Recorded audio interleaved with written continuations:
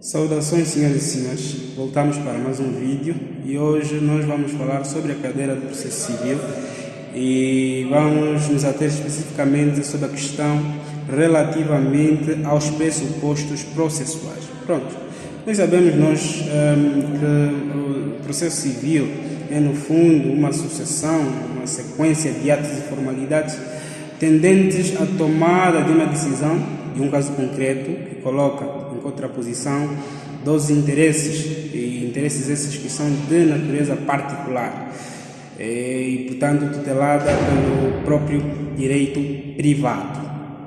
Pese embora ele tutele ou tenha como objeto questões de natureza privatística, interessa-nos dizer que o próprio processo civil é, no fundo, um ramo do direito público.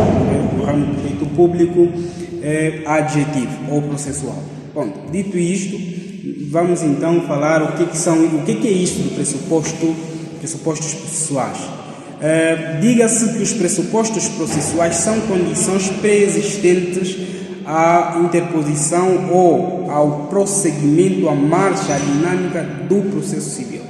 Então, são situações que devem verificar-se para que se fale, então, de direito civil. Mas, atenção, os pressupostos processuais eles podem ser de duas ordens, de duas naturezas. Nós temos, por um lado, os pressupostos processuais positivos e, por outro lado, os pressupostos processuais negativos. Os pressupostos processuais positivos são aqueles que devem existir para que o processo prossiga, para que o juiz possa, então, apreciar o mérito da causa. Essas condições devem existir e são pressupostos processuais. A própria personalidade judiciária, a capacidade judiciária, o patrocínio judiciário, a legitimidade. E o interesse processual são estes os chamados pressupostos processuais positivos, aqueles elementos que indispensavelmente devem existir para que se fale do processo civil. Pronto. Temos, por outro lado, os pressupostos negativos. Se os pressupostos positivos são as condições que devem necessariamente existir para que se fale do processo, contrariamente, os pressupostos processuais negativos são aqueles que não se devem verificar para que o processo prossiga, para que a ação civil tenha a sua marcha normal. São estes: a litispendência e o caso julgado. Pronto, vamos lá falar um por um de forma mais sintética. Primeiro, os pressupostos processuais positivos. Nós temos primeiro a própria personalidade judiciária. E aqui a doutrina tem apontado o critério da equiparação.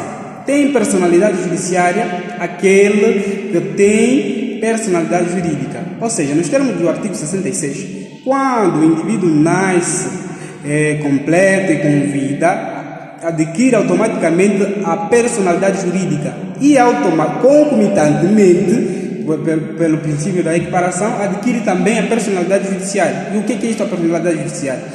É a suscetibilidade de ser parte no processo. A suscetibilidade ou a aptidão para ser parte no processo é a personalidade judiciária.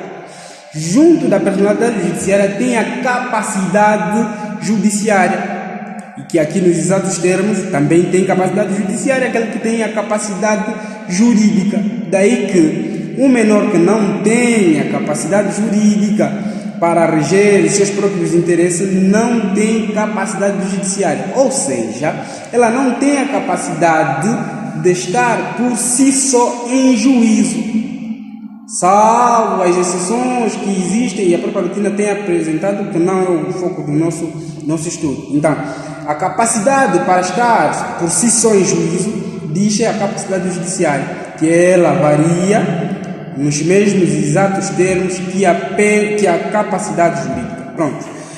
Depois temos o patrocínio judiciário. O que é o patrocínio judiciário? É a possibilidade que as pessoas têm, ao recorrer aos tribunais, que a justiça lhes seja lhes seja colocada à disposição, seja por via, seja em casos de insuficiência de recursos financeiros, a questão de nomeação de um defensor por parte do próprio Estado, por força do próprio princípio da tutela, ou o próprio princípio constitucional, né, da tutela jurisdicional efetiva, que proíbe efetivamente a denegação da justiça, a possibilidade de que o indivíduo vá para o tribunal e veja as suas pretensões resolvidas independentemente da capacidade financeira. Caso ele não tenha, o Estado supre essas necessidades. Então, é nesses termos que se fala do próprio patrocínio judiciário. E fala-se também aí da própria constituição de advogados e outras questões, né? Auxílio técnico, nos casos em que é necessário. É nisso que consiste o patrocínio judiciário. Pronto, além do patrocínio judiciário, nós temos também, nos pressupostos processuais positivos, a legitimidade. E a legitimidade se afere com base no critério do interesse. Ou seja, tem legitimidade processual aquele que no processo tem um interesse direto em demandar e aquele que no processo tem interesse em contradizer as pretensões. Ok? Então, no lado temos o autor com interesse em demandar e, por outro lado, temos o réu com interesse em contradizer as pretensões do autor, caso haja elementos suficientes para assim o fazer. Ora, ao lado do interesse, temos, ao lado da legitimidade, nós temos o interesse. Existem situações em que determinada pessoa, pese embora tenha legitimidade, não tenha interesse.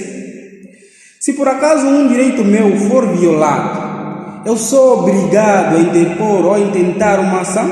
Claro que não. Só o farei se eu efetivamente tiver interesse em ver a minha situação resolvida. É nisso que consiste um interesse processual. E uma das manifestações é por princípio do dispositivo. A ação civil não tem iniciativa oficiosa. O tribunal não pode procurar as pessoas para interporem ação. Elas interpõem a ação se quiserem. É nisso que consiste, então, efetivamente, o interesse processual. Okay? O direito foi violado, mas eu quero ver esse direito reparado. Bom, se eu quiser, então tenho interesse processual. Caso não tenha interesse, então ninguém pode me obrigar a intentar a ação. É nisso que consiste o interesse processual. Pronto. Por outro lado, temos os pressupostos processuais negativos. Os pressupostos processuais negativos, como já dissemos, é aqueles que não devem existir para que se fale, para que se prossiga com a ação. Neste falamos da litispendência e do caso julgado. O que é a litispendência? Diz-se litispendência quando, em sede do tribunal, existam duas ações a decorrerem interpostas com o mesmo objeto, com os mesmos sujeitos e ou seja, tem uma tripla identidade: objeto, sujeito e pedido. Ok? Ou seja, causa de pedir, pedido e sujeito. Tudo igual. Então, nesses casos, fala-se da própria litispendência. São duas ações totalmente idênticas. Então, disse que uma delas terá de ser necessariamente extinta. Ok? Uma delas deverá ser necessariamente extinta e normalmente é aquela que foi interposta em último lugar. Depois temos o caso julgado. Por causa daquele princípio não bis in idem, não se pode julgar a mesma pessoa pelos mesmos fatos duas vezes. Daí que se uma ação judicial tenha transitado em julgado, e aqui vamos falar sobre o caso julgado material, que constitui uma exceção peremptória que obsta com que o autor interponha uma nova ação com o mesmo sujeito, mesmo objeto, mesmo pedido. Então, existindo uma situação destas, de caso julgado material, automaticamente não se pode falar em uma nova ação com o mesmo objeto e com os mesmos sujeitos. Então, por isso que se trata de um pressuposto processual negativo. Se existir um caso material sobre aquela questão, já não se pode propor uma nova ação naqueles mesmos termos. Diferentemente acontece com o caso julgado formal, que absolve apenas o réu da instância e não do pedido. Daí que é possível se interpor uma próxima ação. Mas quando for um caso julgado formal ou material, corrigindo, que constitui uma exceção peremptória, naturalmente que não se poderá interpor uma nova ação. É o mesmo pedido, mesma causa de pedido, os mesmos sujeitos. Bom, pessoal, é tudo que tínhamos reservado para tratar hoje e nos encontramos numa próxima ocasião. Aproveitar para apelar aos senhores que curtam, compartilhem e se inscrevam no canal.